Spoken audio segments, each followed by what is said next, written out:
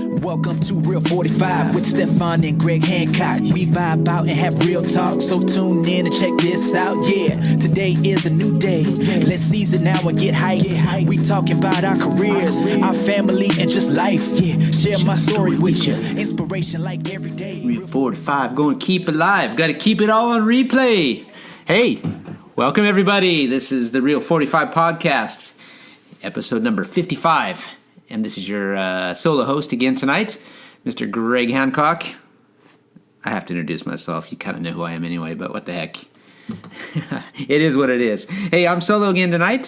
Stefan and I have had a couple of weeks here that have been kind of all over the place. And I've actually been out and traveling quite a bit too and meeting up with some great people, including this episode here, which is very, very, very special for me. And you know, they're all very special. I shouldn't say that, but this particular individual is a remarkable person. He's at the center of the sport at the moment with the technology that he's coming forward with and a new concept. And, you know, he's adding something to the mix in the world of Speedway, which is welcomed by many and probably, I shouldn't say not welcomed by lots of others, but it's creating a lot of controversy. It's creating a lot of issues. But most importantly, it's creating competition within the sport.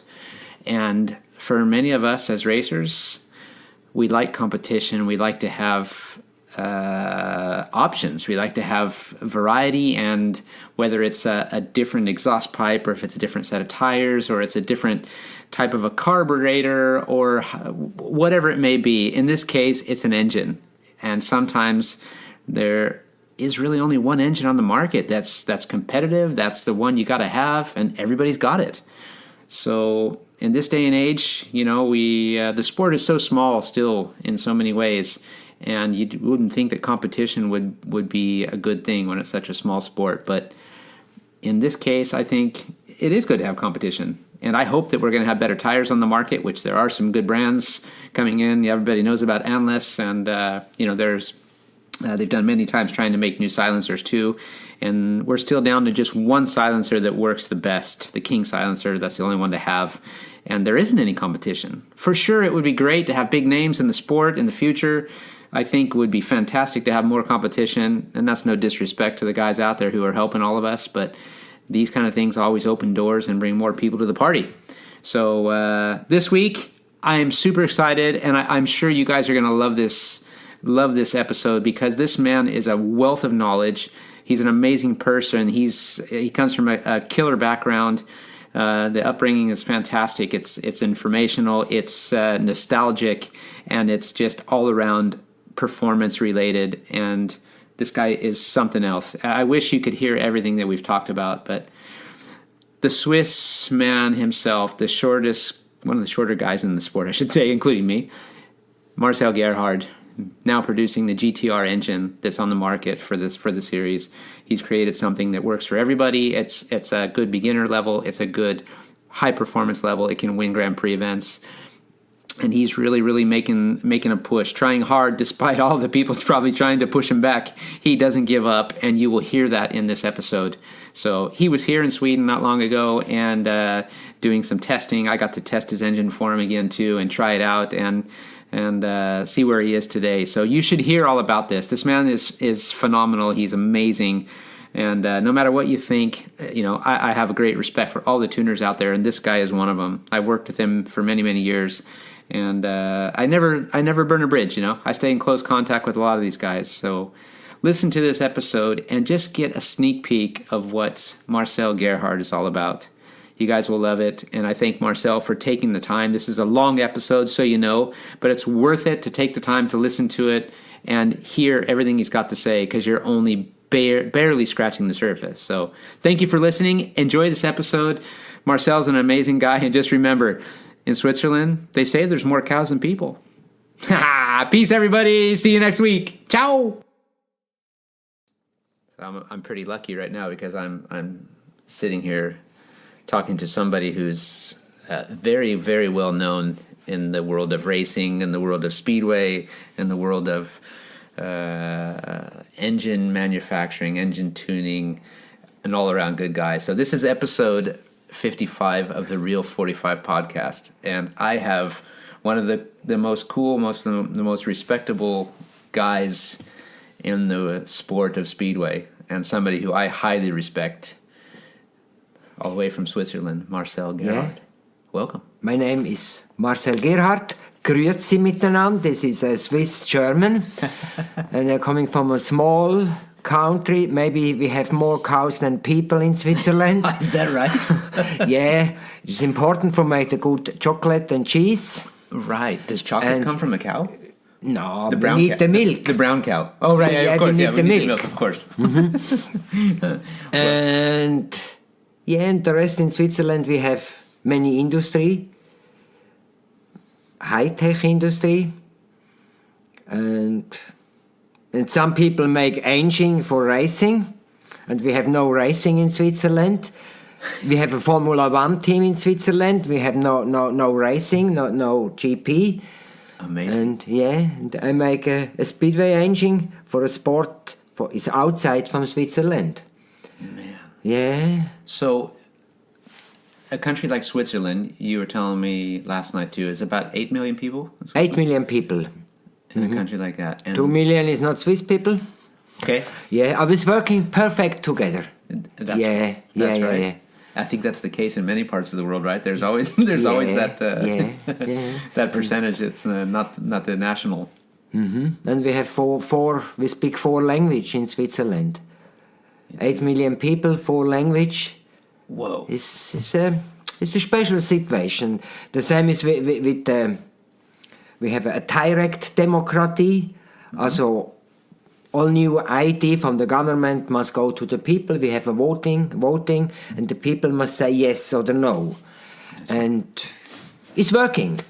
Yeah. Maybe it's a good example for other countries. Yeah, of Yeah. course, right? Yeah. Yeah. I'm sure there's a country or 5 or 10 or many that could learn from that. Yes. Right. Yes. But we won't go into politics because... No. It's If we only do- a small information. Yeah, that's right. Yeah. Because if we get into the politics... Yeah, oh, then the man. never-ending story. Oh, my goodness, yeah. Yeah. Then there's... Because we have Donald Trump, Yeah. and we have America. So anyway, you have no racing.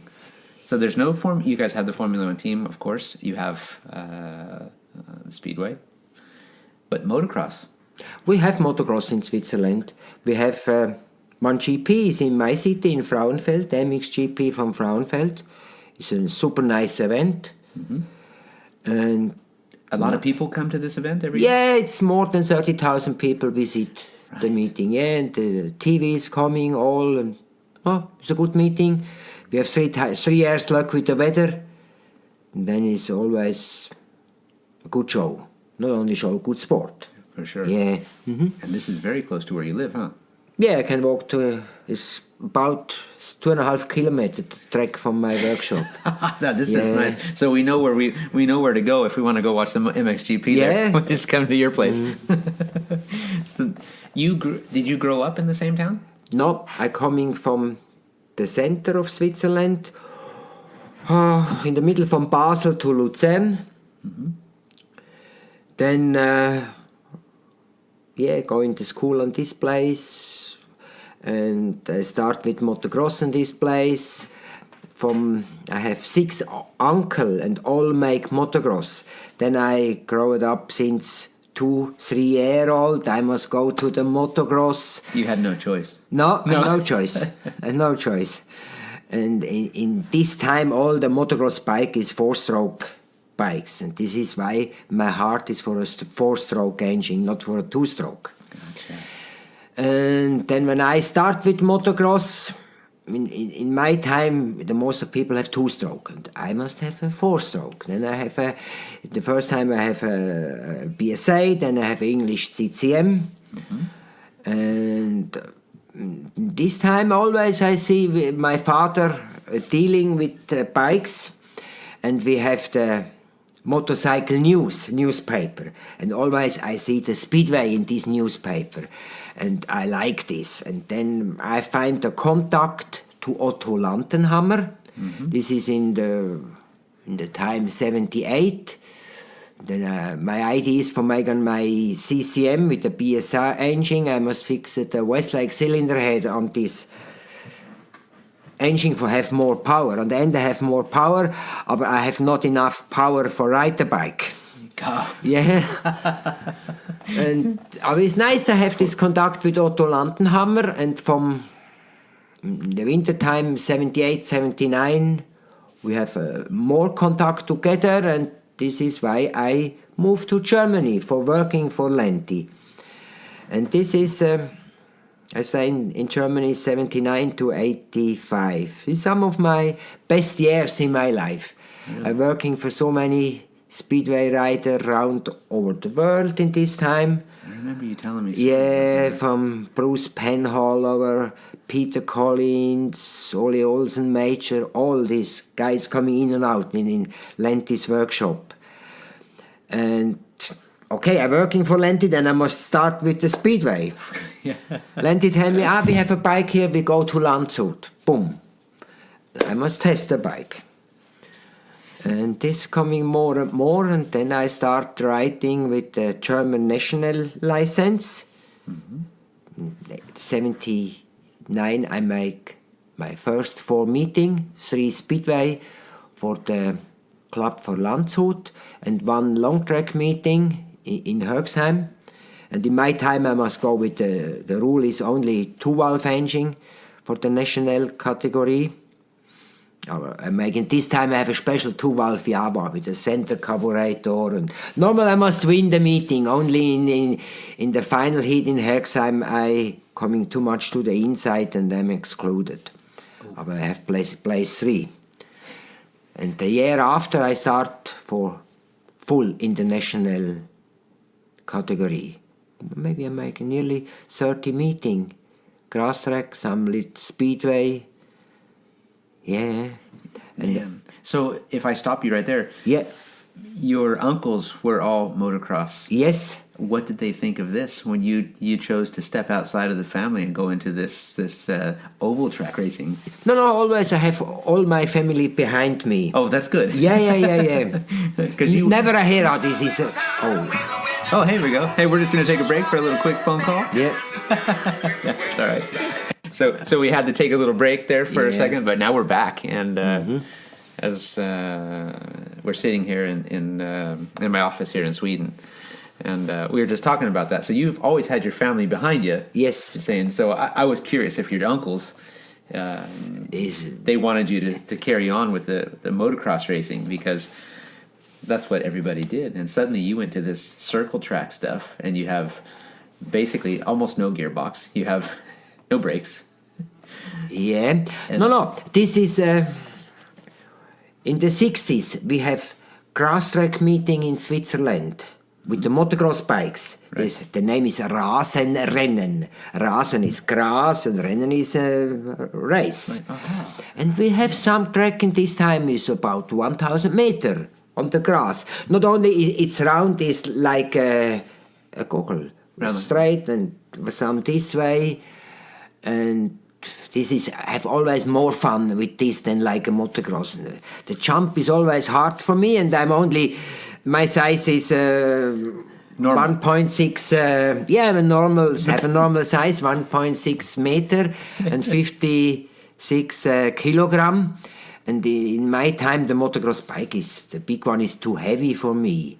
For me, always I must have 500 cc. My father always tell me, minimum size for an engine per cylinder is 500 cc. As you have a single cylinder or you have a V-twin. Okay, so you have the standard given to you from the day one, right? Yes, not the 250, this is too small. Oh, gotcha. 500 cc, it's an engine. Man's bike. Yeah, it's a man's bike. And from my uncle, I learned much. All the technology when I go into school. I can welding when I'm 10 years old. But one of my uncle is have a carrosserie repair. Make like a car repair. Yes, car repair, and then I help him sometime when I'm free from the school. And with 10-year-old, I can welding perfect with the autogen, the classic welding. 10 years old. Yes. See, Yes. you showed me the photo last night of you on the motorcycle when you were 3 years old. Yeah. And you said there, so I don't have much of a chance. I mean, Yeah. the way you said it to me, that you're going to be involved in motorcycles. Yeah. So it's there from the word go. So welding at 10 years old, I mean, most people would never even give their kid a knife, you know. Yeah. In this day and age to cut the vegetables. And there you were working with all the welding equipment at 10 years old. How cool is that? Yeah, no, this is. I have luck with my uncle. Then I have one is a car painter, the other is a car mechanics, and I can learn so much. This coming from alone. Right. Yeah. You can't be that. So, I mean, today, a kid of, like my kid, you know my kids quite well. Yep. And I have Bill, who's almost 11, but he can probably weld too, but it would be from the application on his iPhone. He can probably weld perfectly on the phone. And you see Wilbur is driving the truck. Yeah. He's driving the truck across No, Europe. we have not an iPhone in my young time. No, but this is real. So, like, Wilbur is really fun because he doesn't miss anything, right? So he follows me around everywhere. And whenever you come to town or whenever we see you or we talk stuff, his ears get so big because he's so curious and he's waiting for your 250 engine and all this stuff that he talks about. And he regularly asks me throughout the year, did you know if Marcel made the 250 engine yet? And I'm like, oh, I don't think it's ready yet. And it might be some time before it's ready. But why are you worried about the 250? You're still on the 85s anyway. Yeah, but I don't want to ride those very long. Yeah. So, no, but going back to this, that's what I mean. Like, I want him to be in the garage and get away from the phone and do all that. But it is in today's era. I mean, the kids, that's what they have, right? But when you see these photos of you, on your dad's motorcycle, and then talk about what you did with your uncles and welding at 10 years old, gosh, to be in the workshop and working with your hands. My dad was the same with me. I wasn't welding, but I was working in his car repair, automotive painting and fixing, and he was giving me all those tools with an air compressor, and I had everything I could do.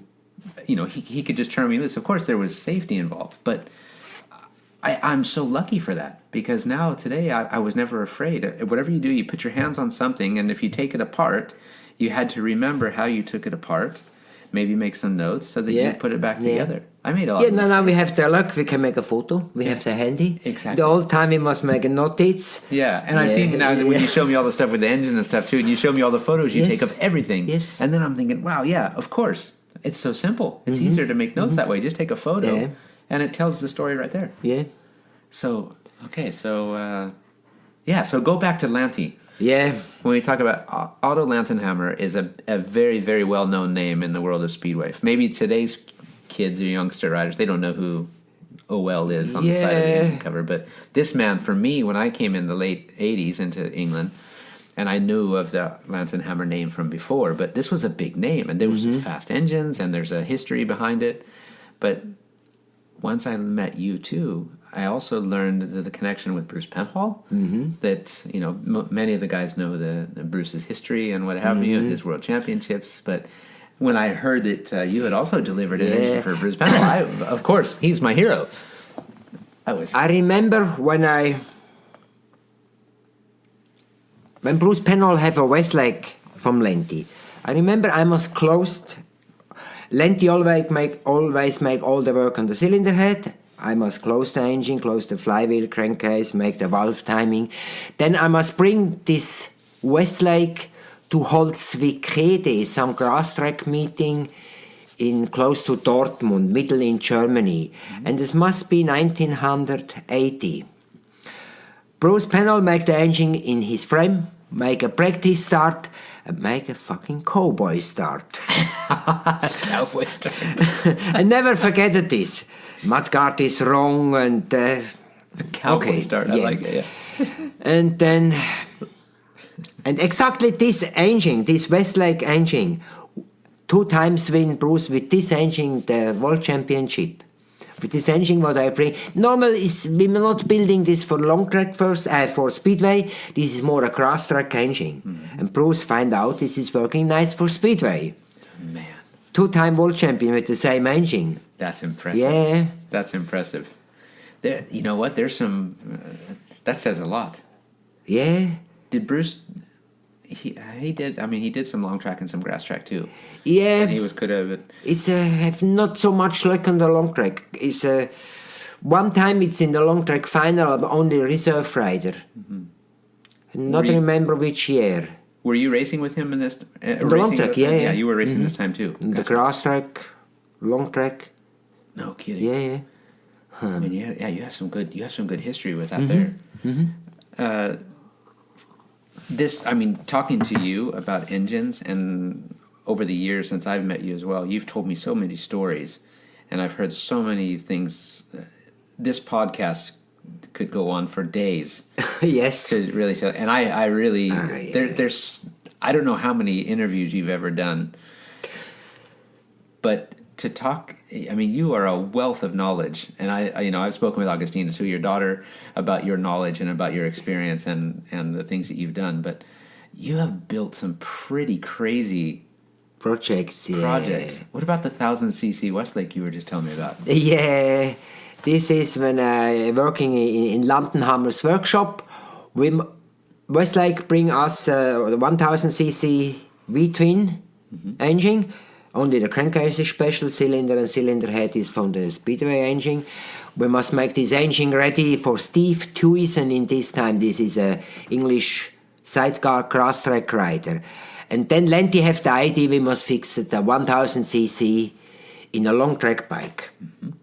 And it's some of my winter work. I must make the engine plate all. We have a stronger clutch. I think we have from a Northern Commando. We have the clutch in this time.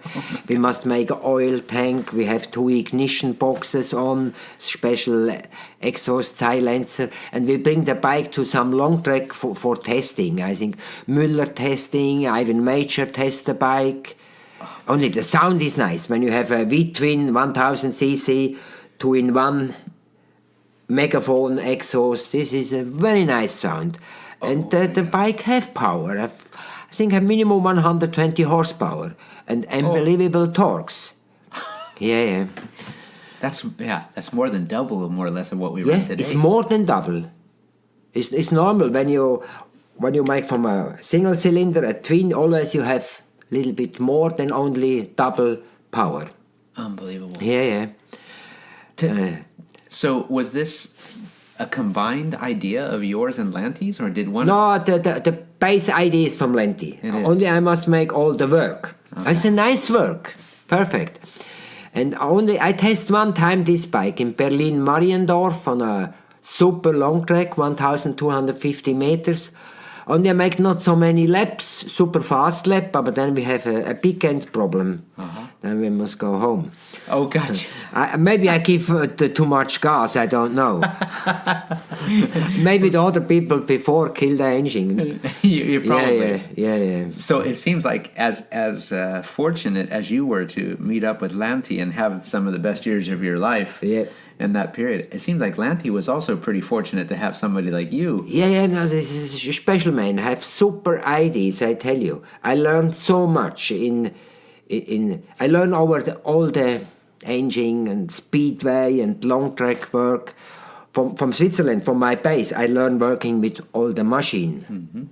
I'm a good hand worker when I'm coming to Lenti. Only I learn more over all the engines. And you have such an interest in it from day one. So Yes. this must have been. Yeah. The first winter time, Lenti have the idea for make a 5-valve cylinder head. And then it's up to me for make the design, all from hand, and I make this 5-valve cylinder head from a solid block, not CNC work, all manual, with normal, easy machine. And it's working. Only a year after FIM changed the rule, maximum 4, 2, 3 or the 4-valve. Then the 5-valve is out from the rules. Of course. Right. Yeah. This is a big story over the 5-valve.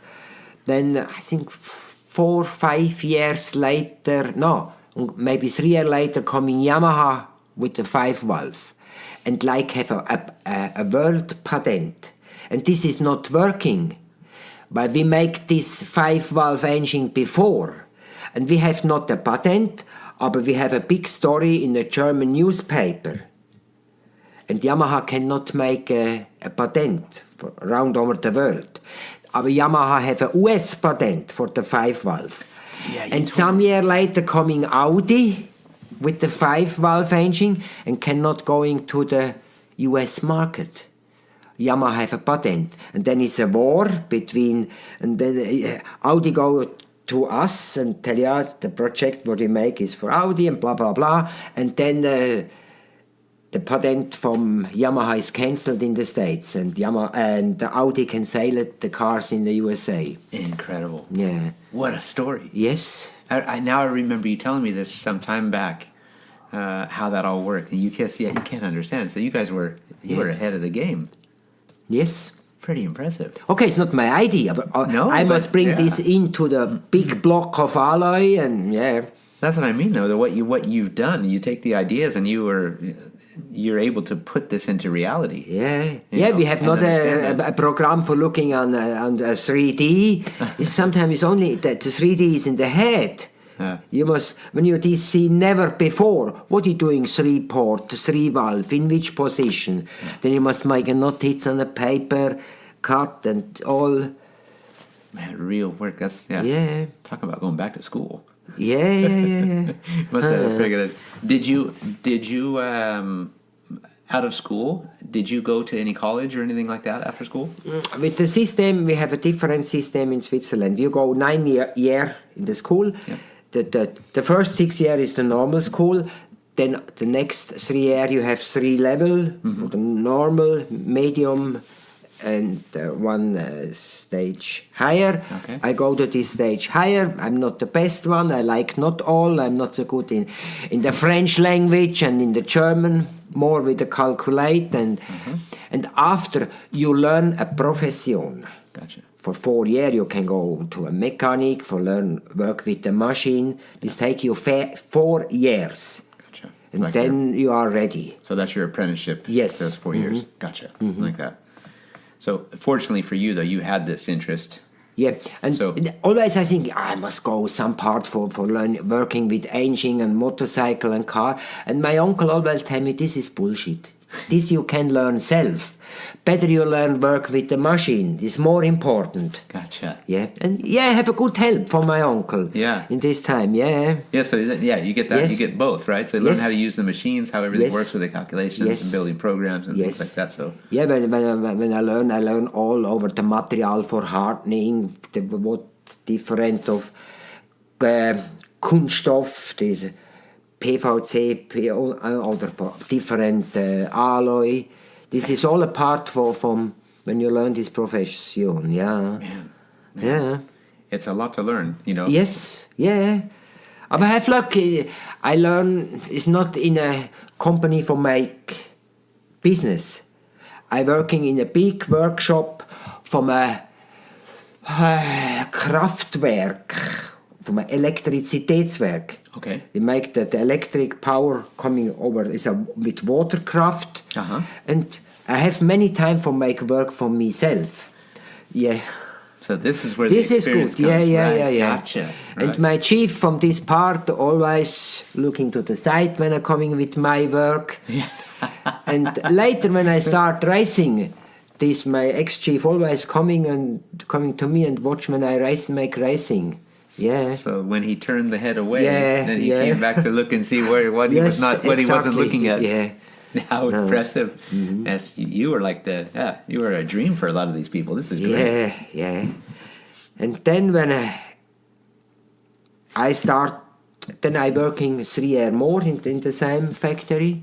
While when I must go in the army, and when after the army I working more in the factory, then I have money in this time when I stay in the army. How old were you in the army then? Are you 18? 20 years. You're 20 years at that point. Okay, gotcha. With a motorcycle rider in the army. Of course. Yeah. Of course you were. Yeah, and this time we have a Swiss bike with a Ducati 350 engine. So I'm a Ducati factory rider in this time. Then all the story when I coming, I don't know what is the name in English, with 19, you must go and the people looking in which part in the army you can coming in the army or not. You must make sport and all this test. And some of the office, when I'm going to the people, ask me, what do you like for doing in the army? I tell him, I like for motorcycle rider. Then the man asked me, you have the license? Yeah, I have the license for drive a motorbike. You have a bike? Yeah, I have a Honda 750. No, then I must give him the paper. But I'm this 55 kilogram, 1 meter 60. I have coming with the Honda 750. He didn't believe it. Yeah, and this is in which year?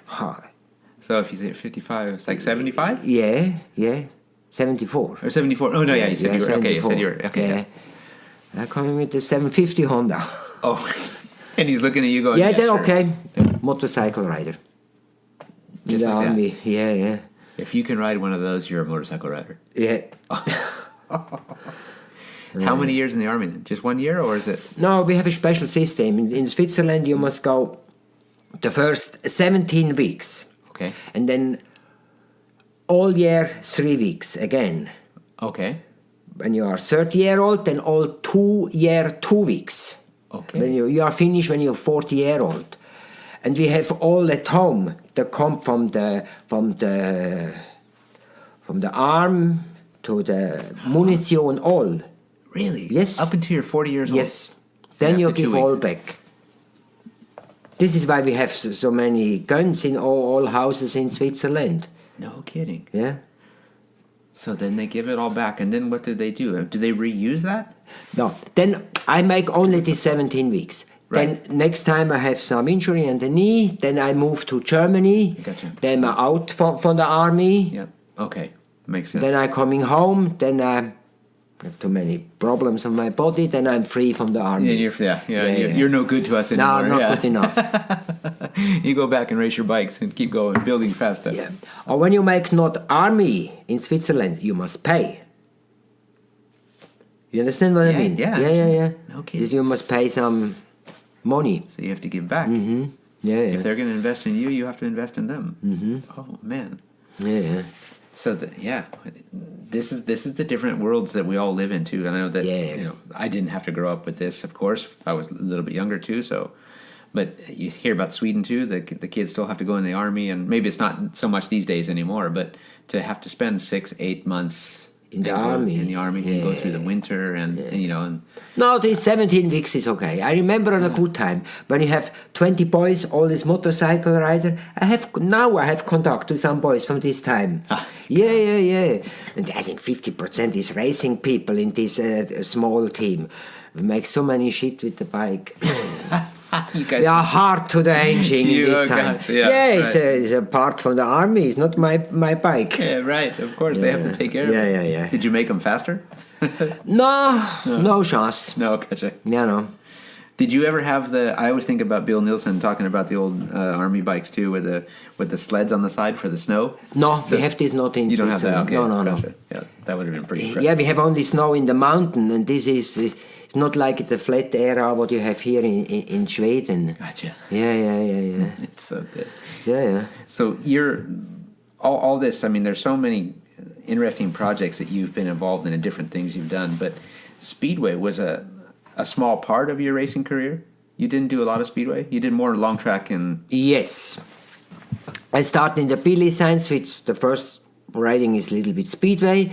But then in my time, early in the 80s, the long track sport, the Longtrack, Grasstrack is big in Germany. Right. Then after the national license, I have a Swiss license for I can make the world championship and I have the money is much better in this time than what is now. The level is better on the long track. We have the best rider from the best speedway rider coming over to Germany for make long track. This is why I go more to the long track in this time. Gotcha. Yeah. But you showed me also the photo of the laid down Westlake. Yes. So we talk about, I've seen the transition of Speedway to go from the upright. I was a part of that. First of all, to go to the leading link forks. Yeah. This new system. Yeah. that we had, as I realized wasn't so new after we got it. And then to the engines laying down. and you think, wow, now we're running lay-down engines. I remember Hagen having some lay-down before that. Yeah. But then this came laid down. And however, then when you showed me the laid down Westlake that you had with Lenti back in, what year was that? 81. That was 81. 81. You had the laid down Westlake pushrod engine. Well, in this time, the German sidecar boys have the engine laid down in. Only the sidecar looking a little bit crazy, the people sitting, a special handlebar. Yeah. And we have the idea for make the lay down for all the Weightty steeper. Maybe it's working better on the start. But maybe we're coming too early with this project in 81. The people not happy. And then we stopped this project. Gotcha. And I go back to this idea in the wintertime 89, 81. I think now I must make a lay down for me, a long track bike. Then I make, when always I thinking I cannot move too much from the classic frame, for not change the characteristic from the flexibility and all too much. And this is my first modification, the standard frame, only make new engine plate, make the lay down engine in. And I remember we make the first test in Italy. In Italy have a long track in Montagnana. It's about 750, 800 meters. In November 89 I make the first test. All is working, then I start 1990 with my lay down with the GM in. No kidding. In the middle of the year coming the special front fork. Yeah, this is the same. This system coming from the sidecars. Gotcha. Only I must make smaller and lighter. And yeah. This leading link, though, was off some really old bikes. The original design of a leading link front end. Yeah, it's a good system. In the sidecar, it's making a little bit more stable, the front fork. Only it's working not nice when you have a brake. Okay. When the old BMW have this, then when you make a brake, lift it up the bike, not go down. Of course, right. Yeah. It's looking a little bit crazy. And I could never, understanding that this is an old design, but going from the original front forks with the springs and the bushings, the pogo forks as they call it, but to this, it got so much more stable. I remember the front end was so positive when you turned it. You didn't have the bouncing and all that kind of stuff. And but it wasn't a new system. This was an old system that was just... Yeah, it's very old. When you're looking... You can see an old Harley with the Springer front fork. Right. It's nearly the same system. And you came with this whole combination in the early 90s. Yes. And I have made good result with this combination. Then all the other people thinking, must be not so bad. Right. Yeah. I remember watching you at that time too. And it always seemed like when we went into Germany to go race maybe in Pocking or in Olking or Landshut or Alvensburg or somewhere like that, when we would go there for open meetings, you guys would show up. The German riders or the Swiss riders or wherever they would come from would show up with different bikes all the time. And I remember Gerd Riss having a lay down. And David Barth and all these guys would show up with a bike and we'd always be checking them out going, God, these guys always think different. What is it so special? And maybe they weren't as good as Speedway riders as they were Longtrack and Grasstrack riders, but they were fast. If they got in front, you couldn't catch them. But looking at their equipment and now looking back on it, we're so much further ahead in so many ways. It just hadn't worked it all out yet. Yeah, and then back to my time, I never the best rider. Then I was looking what I can doing better with the frame and all this stuff for help me for beat the other rider. Sure. Yeah, but I can make this only for... I find many out, this work better for me. Yeah. So there's talent in many places, and then there's just determination. Yes, and hard exactly. Work. Yeah. And that's not something you're afraid of. That's for sure. You tell me from Pocking, when you go to Pocking, a small story over Pocking. Early in the 80s, we must working for Audi. Audi have the idea with a carbon conrod. make it early, maybe it's 88, 81, 81 in this winter time, coming to us with a carbon conrod.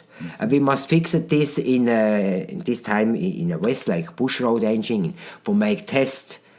And it's many years back, this factory working with carbon fiber. It's not strong enough. 2 times I have a broken conrod and kill complete the engine. Oh. And you're thinking, when you're looking, all is black on the ground, like when a bird kill all the bird. Oh, no. Yeah.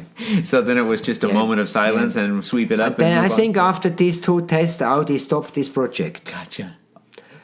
Yeah, this winter time, 4 engineers from Audi is coming for watch all this testing. I'm the test rider. It's nice for me. Yeah. So to destroy those engines, Yes. that can be being a rider myself and being a part of engines that have exploded, that can be quite the ride as well. Yeah, right? I have luck, and it's not in a critical situation, the explosion. Right, and I love Yeah. when you say it, because Yeah. I've heard this from you so many times. Yeah, we have luck, because this didn't happen or that didn't Yeah. happen or whatever. And I was Yeah, luck is an important part from your life. Sure. Yeah. Yeah, that for sure. Yeah, you can work for the luck coming little bit to your side. This is up to you. I'm not 100%. Yeah, you can build your own luck, right? Yeah. In that way too. Yeah. And Jenny's father always says to me too, or he makes comments about maybe you had some luck in your thinking there. Or you had bad luck in your thinking. Yeah, It didn't work yeah. out that way. So these kind of things always they never leave, right? So, but again, you've done so much like that, and it's I'm always intrigued to listen to you and listen to your stories and to understand how much you know. Absolutely. And let's stop for 1 second. Yes. Refill our coffee cups, and then we'll carry on. So this is an amazing interview for me, and you guys, there's so much we can talk about. Marcel Gerhard is an incredible person. So hang on with us. We'll be right back. Yeah. So we're back anyway, and we've refilled our coffee cups. We've relieved ourselves so we can keep concentrated. We were talking about luck, Yeah. and you're talking about Audi and everything they did there. Well, luck, obviously we work hard to create good luck and be lucky in what we do, but I was also very lucky to have a career of meeting good people and working with different tuners and different guys and learning so much along the way. But meeting you, I'm also very lucky because I had these great people I was working with here in Sweden, the Nielsen family. Yeah. Thanks to Lars Larson and all the crew, and meeting Jeff and Bill Nielsen, who were big. They're like, for me, they're huge heroes. And obviously we've lost Bill now. He's moved on, and we miss him dearly. But his legacy lives on. You've seen Bill race. You said from way back. When I'm a young kid, yes. And my father is a big fan from Bill Nielsen in the 50s, late of the 50s and early in the 60s. Yeah. Mm-hmm. And.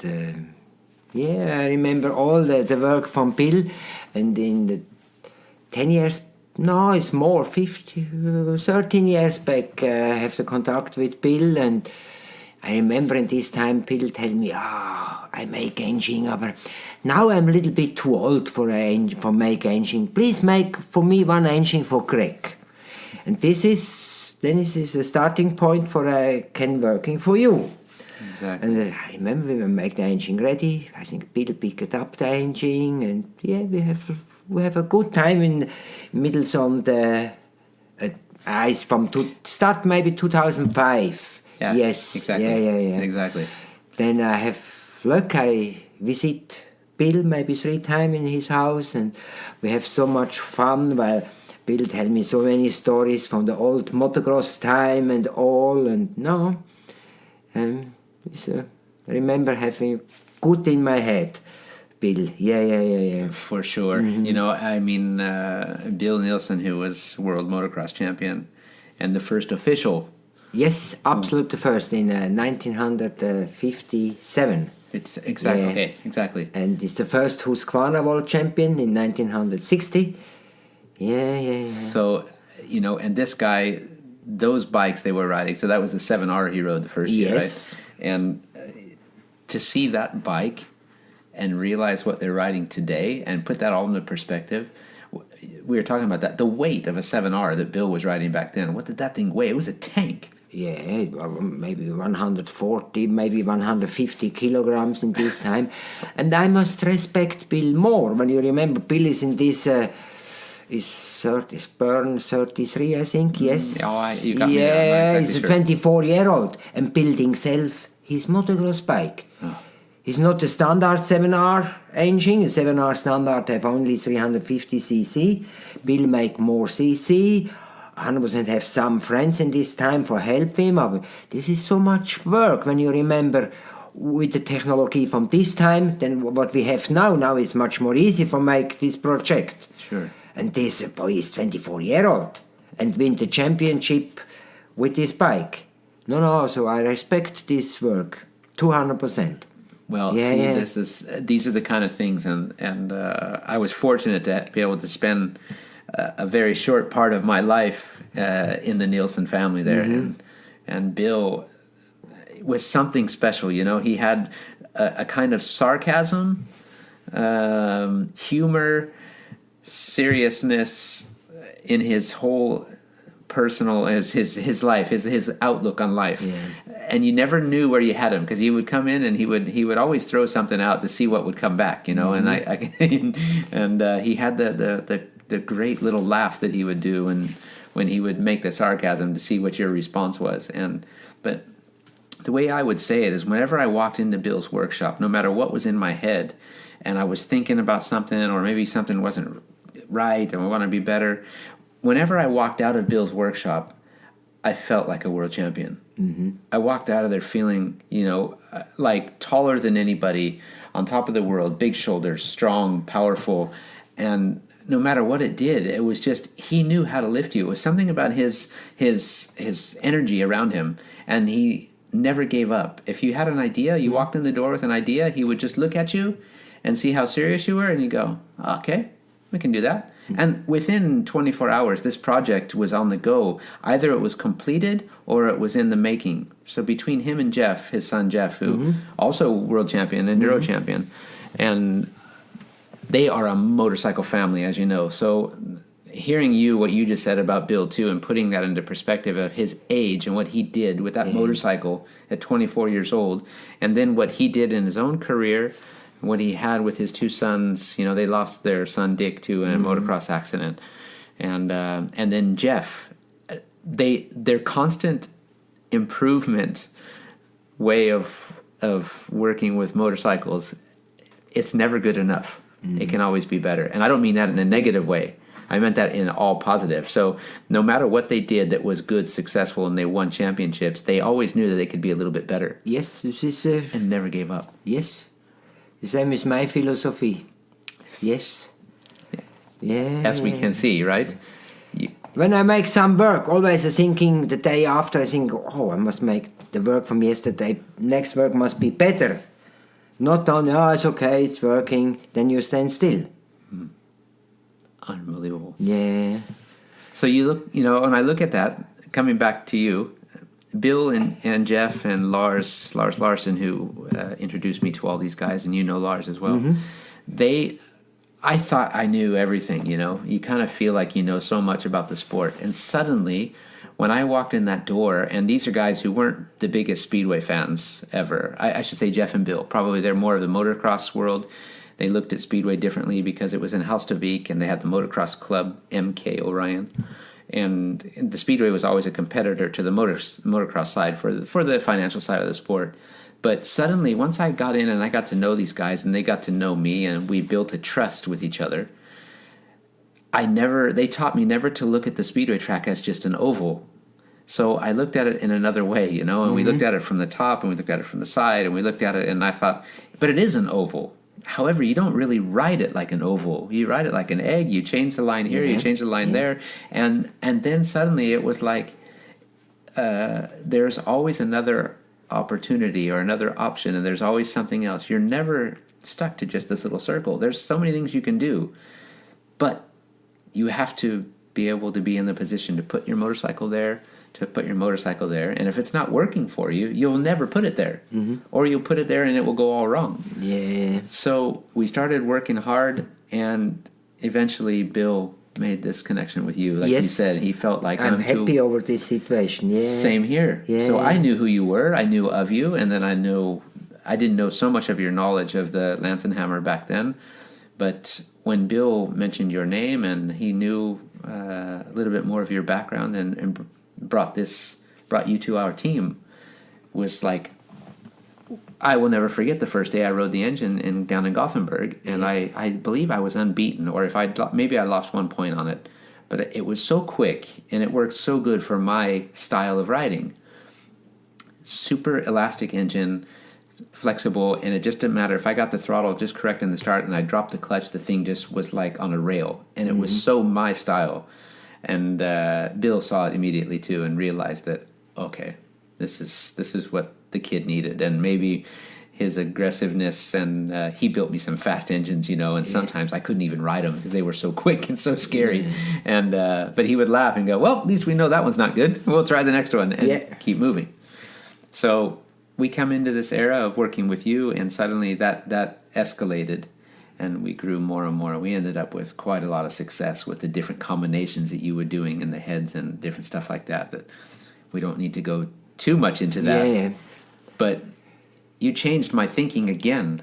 Bill was always about moving. We have a base engine. Yes. With Bill, and he built what we felt was a comfortable base. He found the flywheels that I liked, that he worked with Bengt Olof Niemann in the House to Beat there. Was one of their buddies too. And Niemann is a special guy too. So he was the balance factor guy. He was the special with her. And to work with those kind of people and then see what Bill did, we needed a base. And then he wanted to play with the cam timing and moving the cam timing here and there. And that's when I suddenly realized that you didn't need to change the cam all the time. You didn't need to change the balance factor. You didn't need to change the flywheels. Once you had your base and moving the cam timing in between heats with all the way he adjusted everything, you had a different engine without having. And it's only a fine tuning. Yeah, and without having to spend money.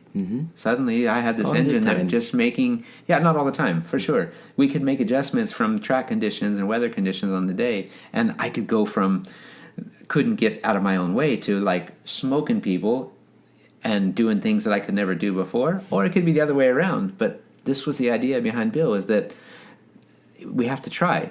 And we can do it like this. We can do it right here at the track, and suddenly you're not at a disadvantage. You don't need to go and change the compression. You don't need to go and do this and do that. You can just make some small adjustments, and you're race ready.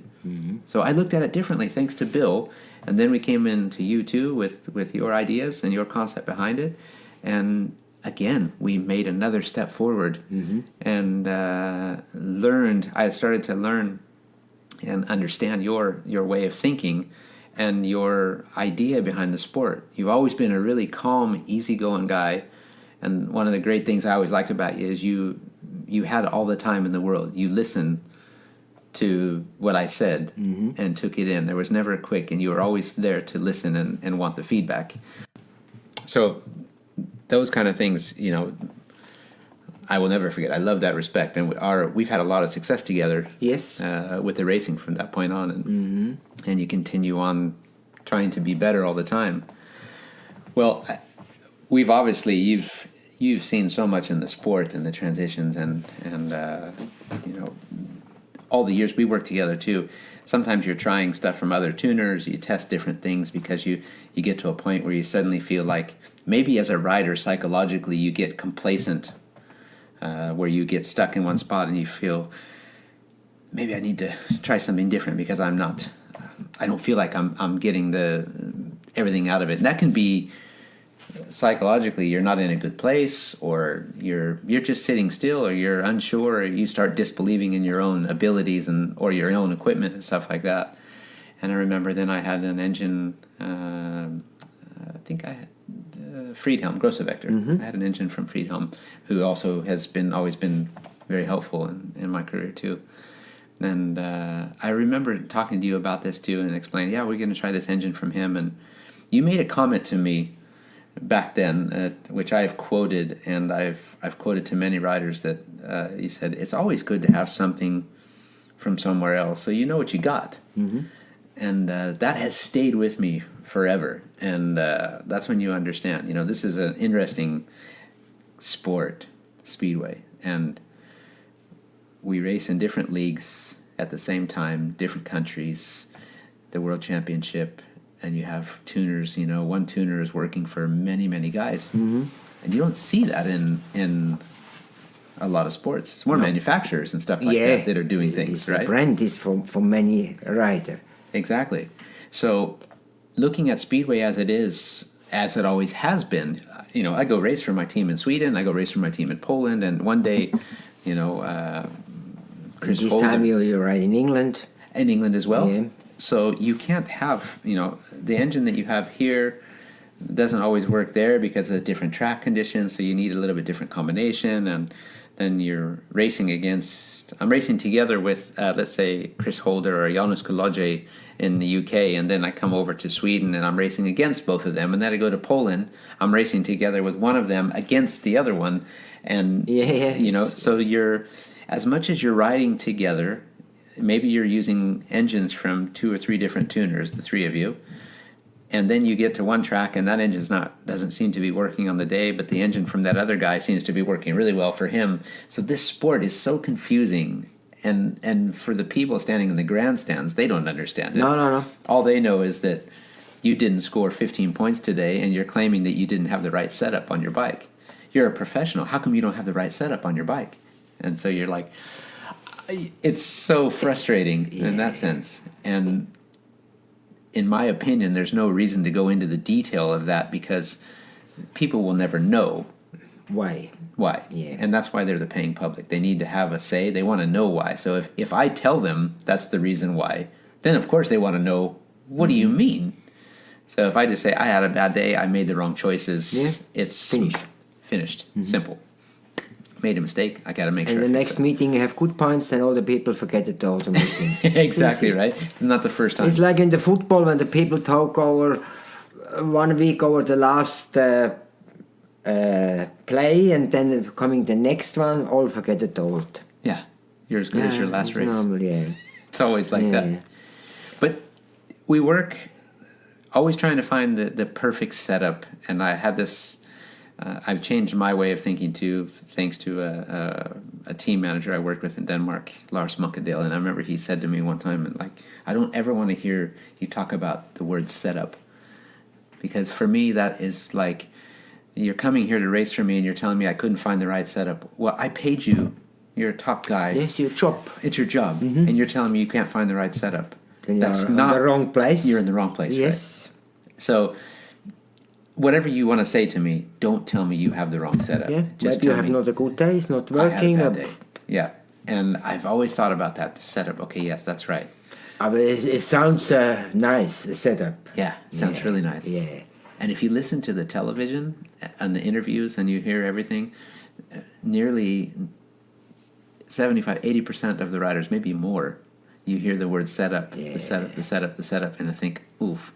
And I'm determined never to use that word setup, even if I have to find the right combination, rather than the right setup. Yeah. I will get the combination right, and that doesn't mean just the bike. That means me too. I got to be in the right combination. And you are on the clutch, on the throttle, you're sitting on the bike. Yep. So once you give the engine to me, or you give the engine to your rider, and they put it in the bike, your part is done. You built the engine, you put it in there. Now it's up to the rider to put it together, him and his mechanic, to make it work. You chose that engine because it's been working good for you. So you can't come to the race and suddenly tell me that engine was so bad because you just... Yeah, I remember in the time when I was working for Lenti, when some rider tell us, the engine is shit, is not working. Then we must change the rider. Yeah, exactly, right? Next rider, the same engine, is working. Isn't that right? Yeah. I think this is never change. No. And okay, we have 16 riders. Only one is the top scorer. Yeah. All the other is not the same happy. They got the wrong setup. Yeah, the wrong setup. But I say that I'm the first guy usually. If things aren't going to plan, I will blame myself before I will blame the bike, because I think normally when we get there, we're pretty set and we know what we're going to do. So if it's not working, I must not be in a good place or something is wrong, and I will tell the guys, it's just me, it's just that. But they are always quick to change that and not let me bring myself down. And they'll say, no, you're doing fine. We got to fix this. We got to make the bike better. We got to make it work better for you. We need to change the gearing. We need to change this. Yeah. And try to lift you up and not let you go down. But many times I've said to Raf, you know what? Maybe the only thing you need to change is the rider. Yeah. And he looks at me. Sometimes I have this, some rider coming back, this not working, we need less ignition. When you open the cover and close the cover with the same ignition, the rider go out after the next heat, make good points. Now it's much better. Yeah. It's true though, right? Yeah. And I'm 100% sure my guys do that to me. And as long as I don't know, Yeah, and this... that doesn't hurt. yes. So I agree with that. Yeah, when you win the next heat, then it's okay. Everything is great, Yeah. yeah. And I'm not even sure if they just Yeah. took the wheel out and put the wheel back in. And Yeah. they took the sprocket off and put the sprocket on, turned it around, so Yeah. it was more clean on the other side. So it works good. But saying that, the amount of I don't know how many engines I've gone through. I'm pretty conservative. If I look at my own racing program, I've had years where I've had way too many engines, and I've got lost for what's good and what's not good. And I learned that pretty quick. And how big is your budget, right? How much money do you want to spend to buy an engine from this tuner, from that tuner, two from this tuner, and maybe one more from this tuner, trying to find the way. And this is all the time during the racing season when your competition. This can is be important. sometime too late. Yeah, it's for sure it is. Yeah. And you think of the demand and the pressure you have from the clubs. You need to score points. You need to win these races. And suddenly you're trying an engine because it's not going that good. So I buy an engine from Marcel and I put it in the bike, and I'm thinking, I practiced on it, it felt really good. But if I go out and I score 0 in my first heat, not because it was the engine, but because I missed the start or I made the wrong first corner, and suddenly everyone's watching you. They know that engine came from Marcel. They know that came from, or that engine came from whoever, and they want to know. They don't want to look at it that you made the mistake. What's wrong with your bikes? Yeah. That it's not too often that the Yeah, when you miss the start, not many people see this. right. Yeah, when you make a mistake, I don't know, the clutch bearing is not working nice, or I think it's the muffler bearing. Yeah, that the can be muffler tough. bearing. That one can be tough too. Yeah. And that's usually what it comes down to. So it's psychological, right? Yeah. You make a mistake, and it's okay to make a mistake. It's hard for you you can win all meeting. Yeah. When you have a bad meeting, Why you must change all? It's working before, maybe next meeting is working again. Yeah. So Only most clever in the head for you make you not crazy when you have maybe you can have 2 bad meeting and then it's coming back again. yeah. And if you get 2 bad meetings in a row, then you really start digging Yeah, deep. yeah. Rather than just trying to find the solution and maybe just take a step back and think, oh, hang on a second. Okay, this was working good 1 week ago, and suddenly I had 2 hard days. I never try to say I had a bad day. I just try to say it didn't go as good as it did Not before. good enough. Not good enough. Yeah. And I try to keep the positive thinking myself and tell my guys, maybe we made the wrong choice today, or it didn't. But you never go to a meeting for saying, this day is not so good day, I make only 4 points, this is enough. Yeah. Never you go with this idea to a meeting. Never. No, wait. No. Why are you there? Yeah. In that case, right? Then you're on the wrong place. Yeah, I shouldn't be here today. And how do you tell your team that? Yeah, sometimes other rider have it's his day. You cannot beat him. Yeah. Normally you must beat him. Can happen. It's normal. It's racing. Yeah. or you get beat by some 16-year-old kid that you've never heard of before. And can happen sometimes. Yeah, and he's playing with you and looking back and pulling Yeah. tear-offs and It's waving at the hard. fans, and Can you're happen. like, what the heck? How did that happen? You know, Yeah. where did that come Yeah. from? But for me, this is racing, and Yes. we are all different. We all react differently. But coming back to the sport itself, we work hard to earn our money. We want to do well in our teams, and we spend what we can within our budgets. And we come up to today's age, at today's era of the sport, and it's a really expensive sport. You know, what we race today, and if you can afford it, you can buy it. You can do what you can do, and the wages are getting pushed down. The leagues are getting more demanding. The clubs want more value for their dollar, but they want to pay you less while they're demanding more in some places, and some clubs are just happy. But it's difficult times these days in the way the sport is. So we're all trying to budget, and I think I'm pretty good, and I have the people I work with I'm really happy with. They do a great job, and the most importantly is that we take good care of our equipment. I rely on my mechanics to do their job and make sure that my bikes are in perfect working order, that the everything functions good with the throttle and the clutch, and the air filters are clean, because air filters are a key part of our engine. To save the money. Yep, to save the money. So as long as you get that part correct, you can save yourself a lot. But never-ending detail. And if we look today at your project and where you've come now with the GTR, you've taken the twin cam concept that's been around from the Jawa days as we know it. The modern days guys, they look at this as the Jawa had the twin cam. Yeah, right? It's like have a twin cam. This is only the name twin cam is the same. Yeah. We have now this a complete new generation twin cam. Right. Yeah. And when we spoke over the cost and all, the biggest problem, the running cost for a rider is too much now. It's And I know this, and always I'm thinking, fucking hell, it's not normal. When you're looking in the motocross, the people can running. A young boy can have a motocross bike, must only clean, change the oil, sometime make a work on the suspension, for nothing more. Yeah, buy a silencer, buy a new muffler or something. To make Yeah. Then I think the Speedway engine now we have fast engine, it's good engine, but it's not. The life is too short. Yeah. And then I thinking I must go with the new concept from what we have, with a better lubrication system, with a twin cam finger follower system. For when the engine is over revving, not kill the head. But for the life is longer. Only when the life is longer, this can save the rider money. And this is why I start my project.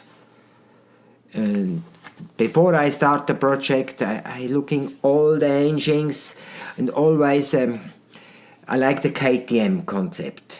Yeah. KTM is some of the strongest motocross engine. Have all is a nice work. The same I looking all the Japanese engine from Honda, Suzuki, Kawasaki. I looking to the road racing engine. A nice engine for me is the BMW, the 1000RR with the concept, with the finger follower. And then I think I must go this way, with a perfect lubrication system, with air filter and all, and this is what I building.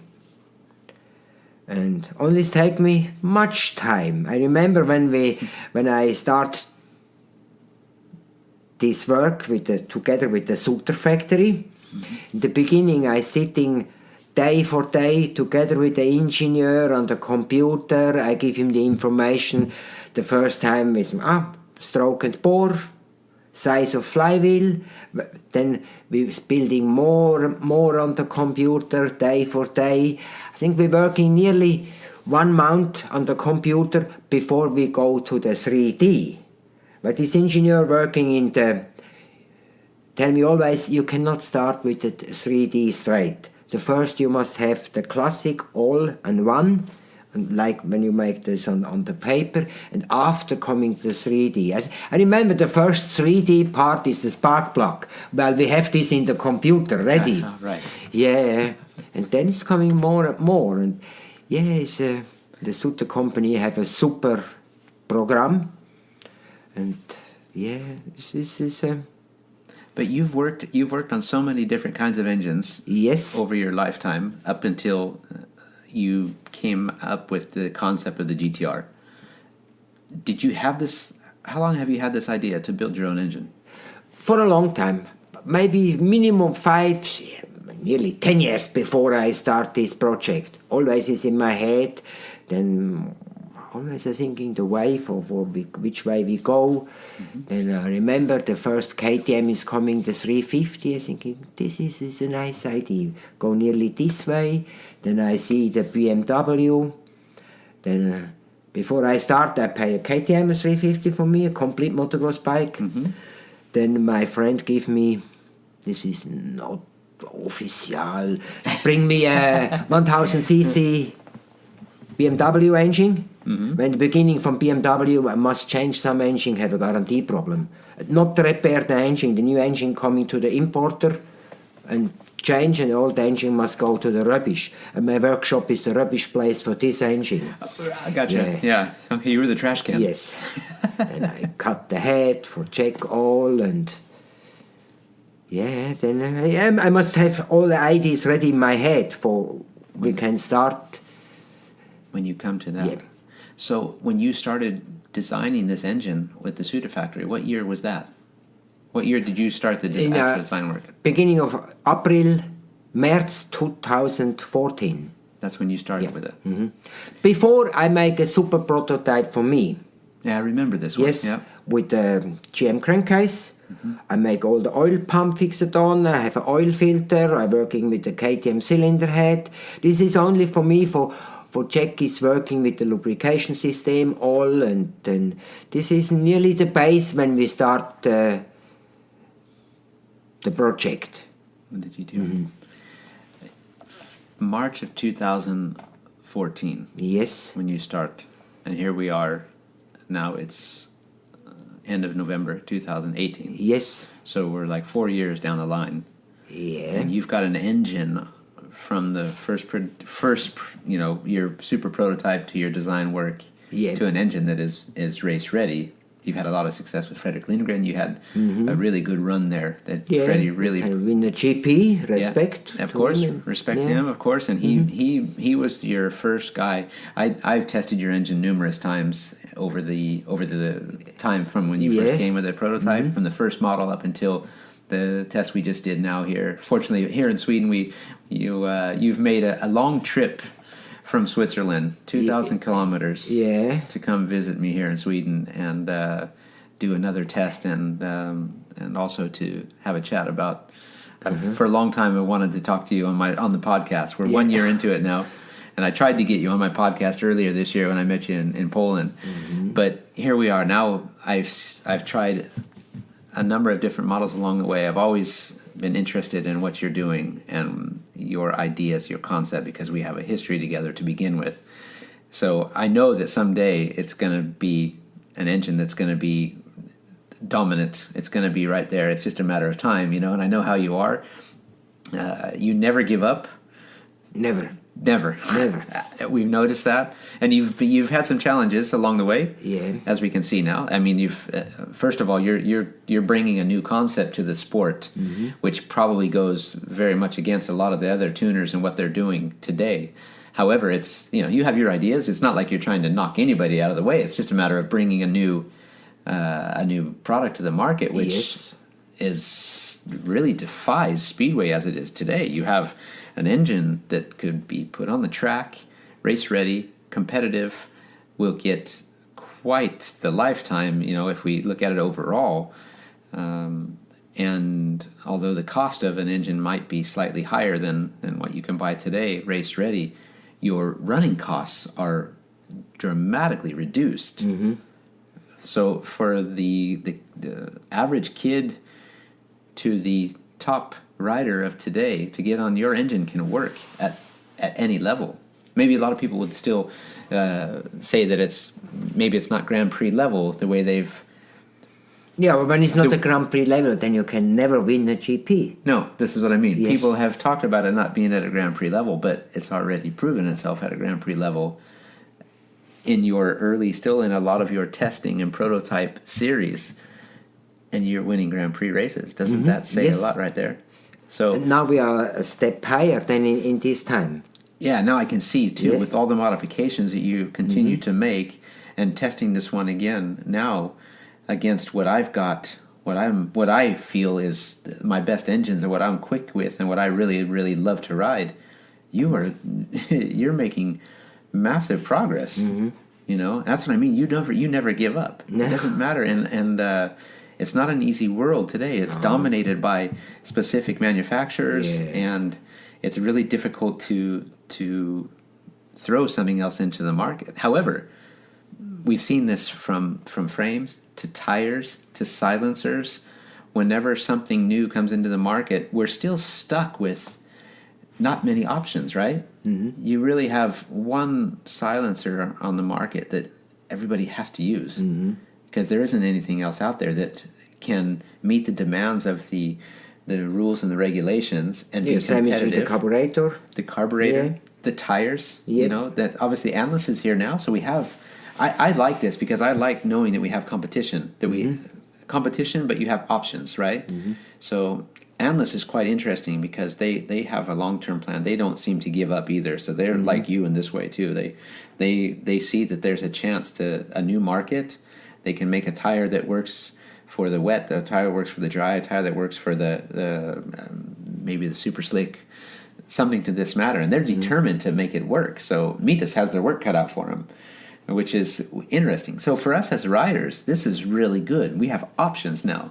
So I have the choice to buy a Mitas, an Endless, or an Endless wet or a dry or tubeless. You know, tubeless is growing too. So the fact that now with your engine as well, you have the Jawa, you have the GM, you have the GTR, and Godin is making a comeback as well, right? Yes. So now there's 4 engines on the market. So people have options.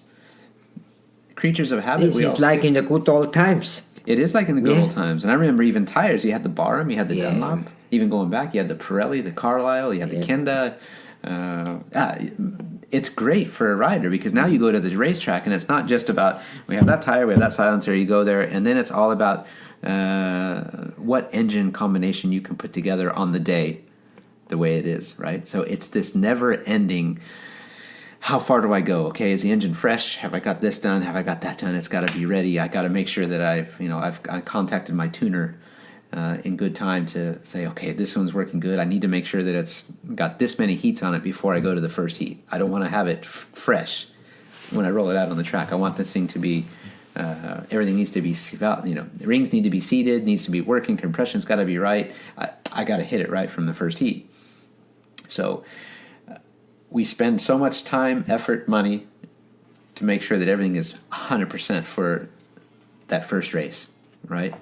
So now you have options, and you have the Jawa hasn't been too dominant for some years right now, but we know that they're on the comeback. They're trying hard to make a comeback, right?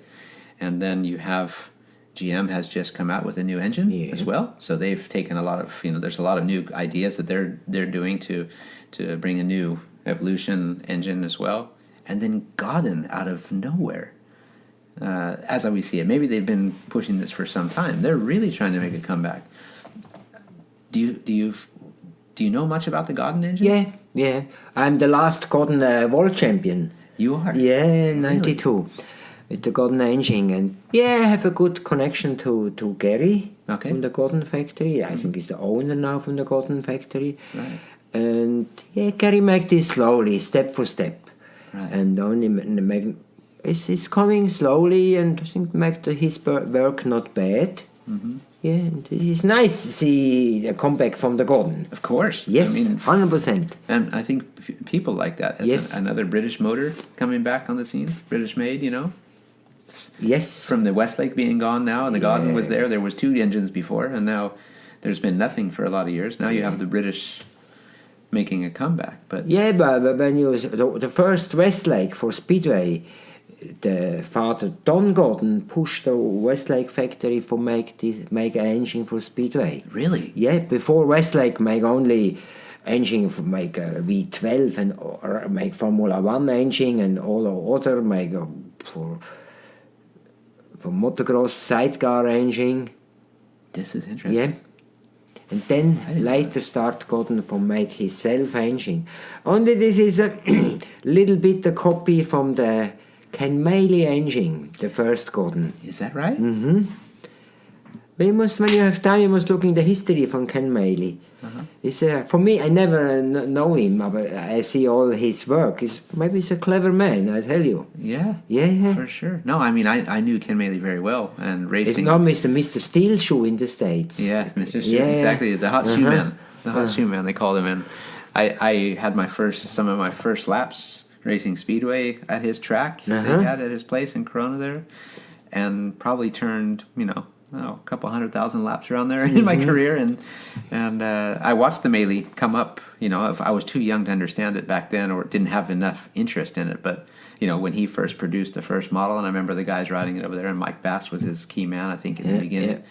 But I didn't know. Now, when you say that, I will have to look into this. Yeah. I didn't realize the Godden. Did Godden ever make a twin cam? No. No. Gotcha. Only in the beginning, when I ride with the Gordon Magnum, the Magnum is smaller, is with the crankcase is ready for lay down in my time, and have with the motoblatt ignition in this time. And before the normal Gordon was ready for the ignition box. Yeah. No, it's This is cool. So I'm lucky because I've got to see the end of the era of the 80s. I rode through the 80s from junior speedway to the 500s. I never rode a 2-valve up until I did like an exhibition at Coventry many years ago. I rode a 2-valve there, but I never rode one as growing up because it was a little bit after my your time is the 4-valve time. Yeah. 4-valve time was there. I did practice on some twin cam Jawas in the States, but they were hard for me to ride because I was a short guy, much like the guy I'm sitting next to now. The cylinder head is too hot on your leg. Yep. Yeah, So that remember one. this. And then even some friends had the Godden too, and even the Godden The Godden was is the same shit. It's higher exactly. in this time. Burned the crap for out the of my upright. leg. Yeah. So I liked the guys that had the Westlakes because they were a little bit more sleek and easy. Smaller, shorter.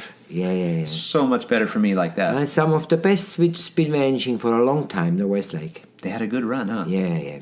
And then I was lucky then because I got my first 500 was given to me by Bruce Penhall. So I had my first bike from him, one of his old Westlakes. So I had that, and then I rode that and then moved on. Then I bought an engine from Darren Bucock, the late Darren Bucock, my great friend who we missed dearly. I bought an engine from him years later, and it came. He sent it over from the UK, or he brought it over. And when I got it, it had OL on the cover. Maybe I make this engine ready in this time. And I don't. Okay, see, so I'm like, I have an Otto Lanzenhammer engine now in California. So that just lifted me up right away because I had OL on the cover. Yeah. I still don't know to the day if it just had the valve cover or if it actually. I don't know. I don't know that because. But Darren said it's an OL. Yeah. So you might have done it. I don't know where that engine is today, but it would be fun to find it. So coming back into it, looking now, I didn't. I was a factory Jawa rider for a couple of years, so I had a lot of engines to ride, and I even had one of their newer generation twin cams that they came out with that they didn't progress with that so much. But I did get a chance to ride them, and at that time, and I remember they were quite noisy at the time. Yeah, you have so many gears. The noise coming from the gears. Gotcha. This is like a twin cam Westlake. When you start the engine, you're thinking all is wrong on the engine. It's the noise from when you have so many gears. That's what it was, and that mentally was a trip for me to ride with that. So I had this. I got like a negative feeling for a twin cam from that moment because I thought, God, it's so noisy, it's so loud. It was still fast on the track. It was good. It was lacking, the power and the feeling that we were looking for and the speed at that time. But I worked with Grossevecker at the time too, and trying to get it going, and we had a tough time. But I remember it put me off the twin cam completely, and I just thought this is an old system; it's never going to work. But then you came with a GTR with a twin cam, and I remember looking at it like, a different design, looks different. And then you brought it from the time you had been. I was lucky enough to get a little bit of inside information from you early on, what you were going to do, and then seeing this actually take shape to the first time it was put on the track. First time I had a chance to test it, but I remember when you announced it in Prague, you and Kelvin came with a GTR, and that was a big sight for many people to look at, including me. So I remember like, what do we got here? Here's the final product. And then I remember testing it with you, and then you changed my thoughts on the twin cam concept right off the bat, because the noise was gone. This was like a normal engine. Although it was very smooth, very, very easy to ride, which I always liked your engines. The way you built the engines, they were not aggressive. They almost felt rider friendly. Very rider friendly. Yeah. To the point where you thought maybe that's not good enough, because you're looking for something that you were trying to ride a horse. Check the time. Yeah. Then you see, and then the time comes, and then you realize that it's working. It's working good, really smooth. So then suddenly I had to change my thinking when I rode the engine the first time and think, okay, I'm waiting for this thing just to punch me or grab me or pull me or take me, and it wasn't doing it. So then I had to go back and think, wait a minute, this is Marcel Gerhard. He used to build engines that were very rider-friendly from what I remembered. So then I wrote it again, and I changed the thought process, and I can realize, and the times did say that. The times told us different than the feeling. The timing was so close to what we were riding. But because I was used to riding something more aggressive, more strong like this, I didn't get that. So it kind of throws you off a little bit. And I remember thinking, I think it's too smooth. It's missing something. I remember explaining this to you too as well. And of course, you go back to your base and your drawing board, and you have your base engine. And this comes right back to this. Yeah, and you tell me about smooth engine and all. When I start for building the engine, I have not only one philosophy. One philosophy is for make the life longer, and the other philosophy, this engine must, from the base, must working for a 16-year-old boy or a top rider. Right. This is bad when I have only engine for a top rider. And with the same engine, you kill the young boys on the track. Right. This is not it's not good for the sport. So that's not an easy thing to do. No. To build an engine for all categories. Yes. And this is the part that I think people don't get. Yeah. They can't see how you can be successful with this. To build an engine that will work for a 16-year-old kid who's just learning how to do it, to a guy who's maybe he's even 18 or 48. Yeah. and this is in the motocross you have this. Right. A 250. It's working for Prado and it's working for a 16-year-old boy, for amateur boy. Maybe the top guy have better suspension, and it's not a big difference. But that comes from the factory. Yes. Right? Yeah, or what they can buy on the side. Yeah. See, this is again still it defies so many people. They can't figure it out. Yet I've been fortunate to be able to test all your updates and your small modification. Your modifications all along the way, and now I see where you are today. And man, you're there. You've really close to what I thinking always. Yeah. And now you have your base model, and you have one or two different modifications that suit. Actually, the way I could probably put it is it could suit the 16-year-old rider to the guy who wants to ride a Bronco, like a bucking bull, because he wants the power to be bang bang, or he wants the power to be a little bit of both. And the three different combinations that I've tried now, that I think, damn, Marcel, he's got a base engine that with small changes, whether it can be from cam timing to small changes. Yeah. It can be compression. It can be these things that can without spend money. Without spending money. Yes. Only with the adjustment.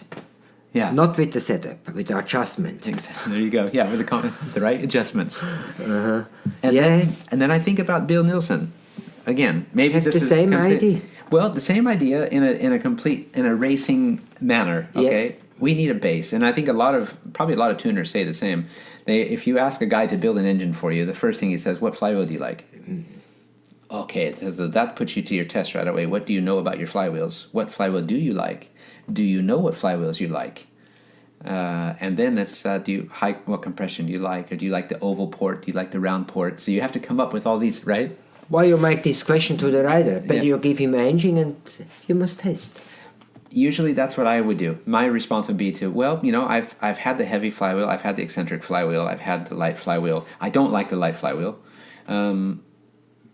But I've tested engines from you, I've tested engines from other guys that have made all three different combinations, light flywheel, heavy flywheel, eccentric flywheel. And you go, man, but with small adjustments, and if you have the same a different flywheel in the same head combination all the way down, you see the characteristic can be different. There's where there's a lot that goes in that flywheel before you get to the top, So that's your characteristic in so many ways, I think. So you don't really, for me, I can't answer the question to the tuner when he says, what flywheel do you want? Because when he changes, they have a different cam, they have a different piston, they have a different valve springs, valves, it's really hard to get that feeling. I would rather say, you give me an engine that you think, my style, how I ride, you've seen me. You give me an engine you think will work for me, because I don't want to tell you what I want in that sense, because I'm not really sure if it's going to work anyway. So I'd rather you give me something that you think would work for me, and then we'll adjust from there. Then we go back and we can make some small changes, and most of the time that works. Because if the tuner is really interested in you, they've seen you, they know how you ride, they look at you, they see how your style is, they know how much throttle you give it in the starts, they can kind of have a pretty good idea. So that's what I like. And it doesn't matter if you're working with Jan Anderson, who I rate highly as well, and Peter Johns I rate highly, Kowalski I rate highly. These guys all build a different kind of a power. Mm-hmm. And every engine I've had has always been different. An engine from you has always been different. But I've tried engines from you with all different flywheels, and even if you don't like something, you make another change somewhere else or adjust it on the cam timing, and suddenly that's whoa. So I'm open for anything all the time, and now I've tried your base setup on your engine, and tried one or two different flywheel combinations that you're trying to adjust your base to work for everything. Mm-hmm. And man, I think what you've got now is a damn good base, if I put it like that. And with the small changes you made during the training there, I can't believe the differences that you can make without having to do too much. Mm-hmm. It's you're changing the world of Speedway in so many ways. Maybe that doesn't sound good for a lot of people out there, but you're creating options for guys, and I can say this openly because I buy my engines from everybody. Nothing is for free. You don't get anything for free except for a little bit of time, and I'm impressed. You never give up, man, and it's really interesting, and I'm always happy to see. Yeah, you. sometimes I'm a little bit go too close with one idea, but then I must open my eyes for move a little bit and go. Yeah, and my philosophy, 100% is not bad. The base from the philosophy is working, must be working, and this can, for me, can help the sport, 100%. For the costs? Yes, for the costs, and especially for young people. For the top rider, it's not a problem. They have sponsors, they can spend the money. Absolutely. Maybe not like spend the money, but can spend the money. But especially for young people, the sport need young, new rider. And it's so easy for go make motocross, and we must find a way for make this cheaper and more easy for we have young speedway rider. No, exactly. That part is fully understandable. Yes. And Well, always you must, what happened to sport in 15 years? but we must need some changes. If I look, we've talked now about the American market, for instance, in the USA. Yeah. Your concept, your engine, is like, I can't see why anybody would have anything different in the US, because nobody has money. Mm-hmm. There's very few riders that can afford to buy an engine and continuously maintain it, just because we're so far away from everything. So everything costs money when you ship everything there, and then the guy has to build the engine for you. And there's a couple of guys there that build good engines, and Steve Wells does a lot, and I rate Steve really high too. He's a super clever guy, and I would only go there in the States to have my engines done. So a guy like that, it's tough for people. They can't afford it. The top guys can do it. They find the sponsors, they do it, and they dominate, right? Mm-hmm. But there's a lot of guys, the sport is losing a lot of people because they can't afford it. You can't buy a complete bike that will last all the time. And you can buy a motocross bike all day long, and you can go there and you can put gas in it, and you can ride it, and you can wash it and put some chain lube on it, clean air filter. We must find a way for close to this side. Again, this is the part that's hard for everybody to understand, because now you want to build a bike that everybody can do, which would be awesome, because I see the quality that the way the guys take care of their equipment. A lot of the guys in the U.S., not just the U.S., but in the U.K., in Europe, here, in Sweden, it doesn't matter, anywhere around the world. Yeah. For the weekend warrior and the guy who just wants to have fun, we should have a bike that's capable for that as well. So they should have a bike that they can go out there. But that same bike, or buy the motocross bike from the dealer, you can just go out and ride and have fun. But if you want to go racing, you can probably get to a very high standard before you come up against the factories and the pros where you can't keep up with them. So you're on a good track. This motor can win Grand Prix events, and it can win third division main events in California. So let's stop right there again, and let's go relieve ourselves, fill our coffee cups up one more time, and then we'll close this thing down. Otherwise, we're gonna bore everybody with talking about our history. Yes. Hang on, we'll be right back. Thanks for listening. We're back again, and as Marcel just said, he just made a comment now, and I should have pressed record before then, but he just said, some days you don't have the same motivation. No. But when you rethink it, it's always coming back. Yes. And you spend a lot of time in the car. Yes. Driving. This is the most of the time this is brain work. Right. Yeah. Then I find out many when I drive in the car. Uh-huh. You're thinking. Sometimes you can make a phone call with some people, with some friend, and yeah. It's like you said, you make the phone calls and you get there, and then your motivation grows and grows. Then you're coming home with new ideas and yeah. And what did you say? How much methanol did you go through last year in your testing, in your last winter? In this winter time, 200 liter on the power station. 200 liters of methanol on the power station. Yeah. I don't know if you guys can put that into perspective, but that's a damn lot of methanol. So that shows the motivation or the determination. But you're... when I have idea, I must make this ready. I test on Sunday. Sometimes the police is coming where the noise is too noisy. Yeah. Can happen. Well, some people go to church on Sunday, so is that like church for you? Yeah, I have other philosophy. Okay. Better I sleeping in my bed and thinking to the church than I go to the church and sleeping in the church. Oh, okay. Everybody's different, right? Yes. I like the philosophy, and that works out pretty good because somebody's going to go fast from that philosophy, right? You're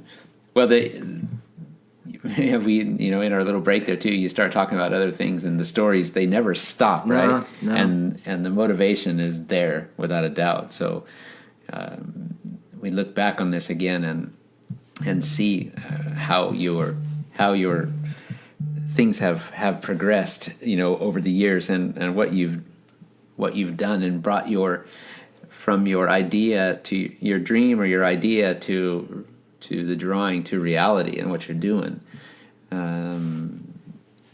I think it's a big credit to you not to give up and to keep rolling with this, because I'm sure it's gonna be a one of those world dominators in the future. And we all want to find what's best. We spend so much time, effort, and money because we all want to win, and winning comes at a price. And it's the same for you. You know, you want to win on this too. So I can't even imagine the amount of money you've got invested in this project so far, and you continue to roll with it. But for me, on a racing aspect, I want to win so bad. You know, so I sometimes you spend silly money to get zero results, but in the end, you do get something out of it. However, it's try to spend the money in the right places and find the right people to work with you, the people that don't just take the money, the people that actually genuinely want to help succeed. They want to succeed with you. They want to grow with you. They want to win with you. Yeah, and this is tough. Mm-hmm. So even so, you have to. It's not just you spending the money. It's the people you have around you. You have to have the mechanics. You have to have share the same motivation to be successful. The mechanics have got to do their job well, because if they don't do their job good, then you got the tuner coming back to you saying there was a lot of dirt in the oil. They found this, or the valves are completely destroyed. The top of the piston was sandblasted, and that means your mechanics are not taking care of your filters. Or you got the wrong filters, or what oil are you using, and what's going on with your carburetors. You have all these questions that tend to come back to you when things aren't going good.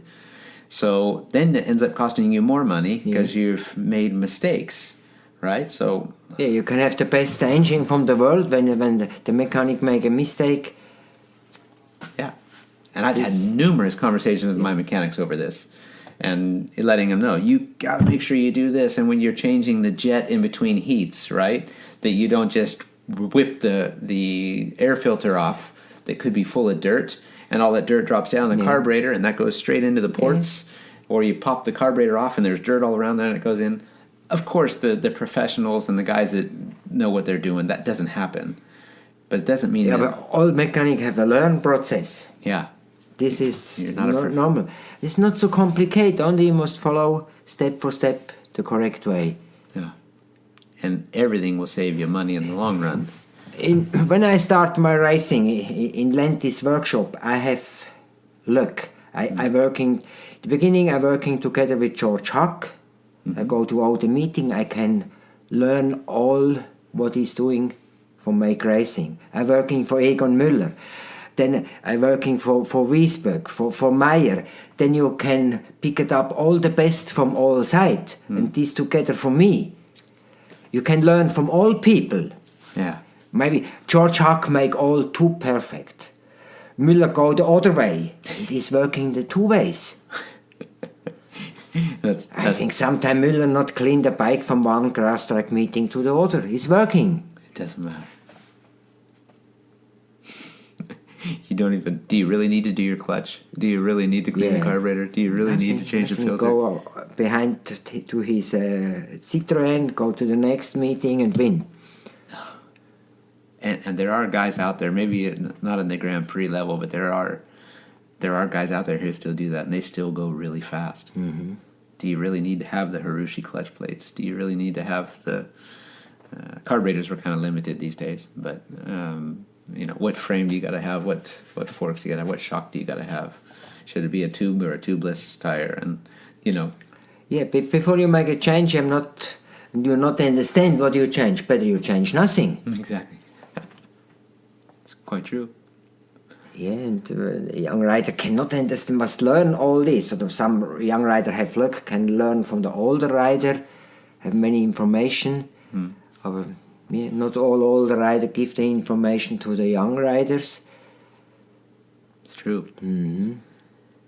Well, I have to say it's been really exciting. It's been seeing what you've done with yours. There's a lot of riders that have tested your engine now. They've tested it from day one, and they're still testing it today. A lot of us top riders that have been there and sharing information. I don't know how much feedback you get from everybody, but you are on the world scene, and your name is back. Mm-hmm, I hope. And of course, it's still work to do, but I think you're going in a really good direction. Mm-hmm. And the testing we've done has definitely opened my eyes again. So we'll see what happens in the future with the GTR, but I think you know exactly where it's going. And I take my hat off to you. And I'm really happy that we had this chance to sit down again and have this chat. And I hope all of you have enjoyed listening to this, because you haven't even scratched the surface of Marcel Gerhard. And I think you all will understand now why he's a motivated person and so knowledgeable. And I don't think he's going away anytime soon. So get used to it. And thank you for listening. Marcel, thank you very, very much for making the trip. Thank you for providing me with some fun facts and, of course, with some very interesting machinery. Yeah, thank you very much. And thank you for all your help over the years from you. Yeah, well, I need help over feedback, information, and when I have this from the best rider, then it's much better for me. Well, I do my best. Yes, and I know this. It goes around and around. So, Yeah. We look forward to see what's coming in the future. Yes, perfect. Thanks for listening to Yes. the Real 45 podcast. And this was episode 55, which is the year that Marcel was born. Yeah, and I say of Wiederschauen in Swiss German. And that is? Bye-bye. Bye-bye. Bye. Ciao, everybody. Thanks for listening. We'll see you next week. And remember, grin to win. You guys are awesome. Peace. Welcome to Real 45 with Stefan and Greg Hancock. We vibe out and have real talk, so tune in and check this out. Yeah, today is a new day. Let's seize it now and get hype. We talking about our careers, our family, and just life. Yeah, share my story with you. Inspiration like every day. Real 45, we gon' keep it live. I keep episodes on replay. Hey, Real 45. Yeah, Real 45. Show them how we do it, man. Yeah.